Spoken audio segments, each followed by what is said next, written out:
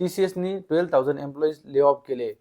Fresher आहेत का, experience आहेत का? न्यूजमध्ये पण तेच चालू आहे, रील्स पण तेच चालू आहे, इंस्टाग्राम यूट्यूब तुम्ही जर बघत असाल तर IT मध्ये चर्चा पण तीच चालू आहे, ऑफिसेसमध्ये पण तेच चालू आहे. बरं, याच्यामध्ये तथ्य किती आहे, काय आहे, ले ऑफ किती पर्सेंट करताय, काय करताय? ओव्हरऑल जर तुम्ही बघितलं तर हे फक्त 2% ले ऑफ करताय. बरं, कोणाचा करताय ते पण आपण बघूयात. बरं, कुठल्या ह्याच्यामध्ये करताय ते पण बघूयात. उद्याच करताय का? नाहीये, असं नाहीये, उद्याच नाहीये. फक्त ही न्यूज आहे, ती फक्त काय करताय की एकदम हाईप करताय याचा. आणि जे काही फ्रेशर्स आहेत, जे जॉबची तयारी करताय, जे 1-1, 2-2 वर्ष तयारी करताय, कोर्सेस केलेत, हार्डवर्क केलंय, पैसा टाकलाय कोर्सेसमध्ये, त्यांच्यासाठी हे निगेटिव्ह पॉईंट म्हणजे असं त्यांच्याकडून निगेटिव्ह माइंडसेट आणि त्यांचा होऊन जाईल की अरे आपण IT मध्ये जाऊ की नाही. काही फ्रेशर्स आहेत ज्यांचा इंटरव्ह्यू झालेला आहे TCS मध्ये, त्यांनी पण मला कॉल केला की आता आमचा इंटरव्ह्यू झालाय, ऑफर लेटर आली, बट आम्हाला जॉईनिंग लेटर आलेलं नाहीये. सगळं आपण डिस्कस करू. TCSच्या CEOचं जे स्टेटमेंट आहे ते AI मुळे झालेलं नाहीये. आता जे बोलताय की अरे नाही AI मुळे, तर AI मुळे ले ऑफ करत नाहीये ते. AI ऑटोमेशनचा सध्या तरी इम्पॅक्ट तेवढा नाहीये. हे जे आहे ते स्किल मिसमॅच आहे. म्हणजे काय की आपल्याला एम्प्लॉय काढून डायरेक्ट AI ला बसवणार नाहीत आपल्या जागेवर.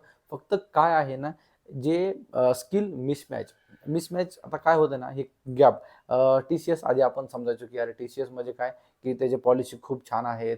आपण एक व्हिडिओ पण बनवला आहे 2015 आणि 2025चा जो काही डिफरन्स आहे. आणि होतच तसं. गव्हर्नमेंट जॉब आहे, जॉब सिक्युरिटी आहे, त्यांच्या पॉलिसी खूप छान आहे. सगळं एकदम म्हणजे गव्हर्नमेंट जॉब चांगलं एकदम रिलॅक्स जॉब आहे. बट हे आता राहिलं नाही, हे आपण आधी पण डिस्कस केलं होतं. त्यामध्ये आपण हे पण सांगितलं होतं की आपल्याला अपग्रेड व्हायला लागणार आहे. तर ह्याच्यामध्ये एकच आहे, घाबरून जायचं काम नाहीये. ले ऑफमध्ये कोण येणार आहे? ज्यांचं मध्ये स्किल मिसमॅच आहे, ते लोक ले ऑफमध्ये येणार आहेत. जे बेंचवर आहेत. हां, एक पॉलिसी थोडीशी म्हणजे त्यांच्या काही पॉलिसी आता पहिल्यासारख्या काही खूप काही चांगल्या नाही राहिल्या. बट असं काही घाबरून जाण्यासारखं नाहीये किंवा आता मला TCSनी काय केलं म्हणजे काय? ॲज अ फ्रेशर जर तुम्ही असाल तर TCSकडे न जाता म्हणजे माझं वैयक्तिक सजेशन असेल का? तर कारण त्यांनी 35 डेज पॉलिसी केली आहे. 35 डेज पॉलिसी मीन्स व्हॉट की जर तुम्ही ॲज अ फ्रेशर लागला तर तुम्हाला 35 डेजमध्ये प्रोजेक्ट भेटला पाहिजे आणि हे ॲज अ फ्रेशर थोडंसं अवघड आहे. सो स्ट्रगल आहे 1 ते 2 वर्षाचा जर तुम्हाला TCSमध्ये जायचं असेल तर. बट याच्यामध्ये घाबरायचं काम नाही. हे म्हणजे मिडल मॅनेजर म्हणा किंवा जे नॉन टेक्निकल आहेत किंवा त्यांचा काही स्किलचा म्हणजे गॅप आहे, मिसमॅच आहे, अशा लोकांना ते उद्याच नाहीत काढणार. हे येणाऱ्या 2 ते 3 क्वार्टरमध्ये काढणार आहेत. ओके. सो हे आताचा एक लास्ट क्वार्टर असेल, हे 2026 मधले फर्स्ट 3 क्वार्टर असतील. तर अशा प्रकारे ते थोडे थोडे करत ते अनालिसिस करून वगैरे त्यांचा अजून काही फ्युचर प्लॅन आला नाहीये. पण त्यांचं जे काही CEOनी जसं सांगितलं आहे की middle to senior level staff हे फक्त येणार आहेत. ना की जे काही डेव्हलपर आहे, टेस्टर आहे, ते ॲक्च्युअलमध्ये काम करतात, त्यांचं असं काही नाहीये. ओके. ओव्हरऑल जर तुम्ही बघितलं TCSमध्ये 6,13,000 एम्प्लॉईज आहेत जून 30 पर्यंत. आणि त्यांनी सध्या पुण्यामध्ये जर बघितलं तर 600 लोकांना त्यांनी आत्तापर्यंत ऑफर लेटर पण दिलेलं आहे. मग त्यांचं काय होणार आहे? त्यांच्यावरती काही जणांवरती इफेक्ट येऊ शकतो. ओके. सो म्हणजे जर माझं वैयक्तिक जर मत असेल तर हे सांगेल मी, हायपर होऊ नका. जे फ्रेशर आहेत, जे एम्प्लॉई, अशा न्यूज येणार आहेत मार्केटमध्ये.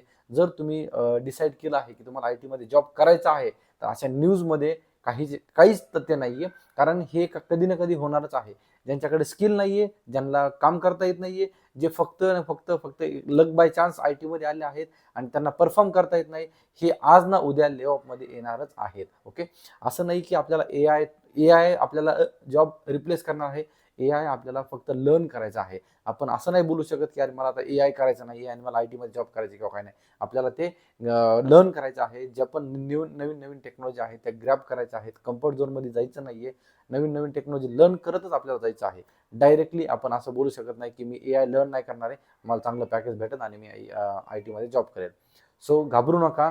व्यवस्थित प्लॅनिंग करा, रोडमॅप करा. जर तुम्ही ठरवले तेच होणार आहे. सो अशा न्यूज मार्केटमध्ये येणारच आहेत, अजून फ्युचरमध्ये पण येणार आहेत. बट हे किती आहे आता बघा, अप्रॉक्स फक्त 2% ते काय करताय, ले ऑफमध्ये करताय.